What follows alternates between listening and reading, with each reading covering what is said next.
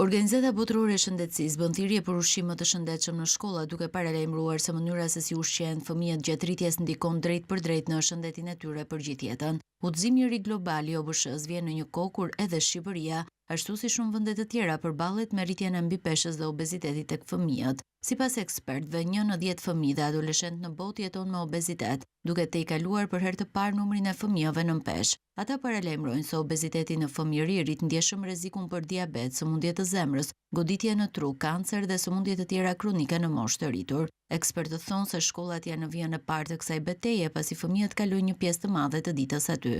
Aktualisht rreth 466 milion fëmijë në botë përfitojnë ushqim në shkollë, por ka pak të dhëna për cilësinë ushqyese të ushqimeve që u shërbehen. Për herë të parë OBSH-u kërkon vendeve të adoptojnë një qasje gjithëpërfshirëse shkollore, ku ushqimet dhe pijet e ofruara brenda dhe rreth shkollave të jenë të shëndetshme dhe ushqyese. Udhëzimi rekomandon vendosjen e standardeve të detyrueshme, kufizimin e ushqimeve me shumë sheqer, krip dhe yndyrna, si dhe ndërhyrje që nxisin zgjedhje më të shëndetshme. Sipas OBSH-s, deri në tetor të vitit 2025, 104 shtete kishin politika për ushqimin e shëndetshëm në shkolla, por vetëm 48 vende kufizonin marketingun e ushqimeve jo të shëndetshme.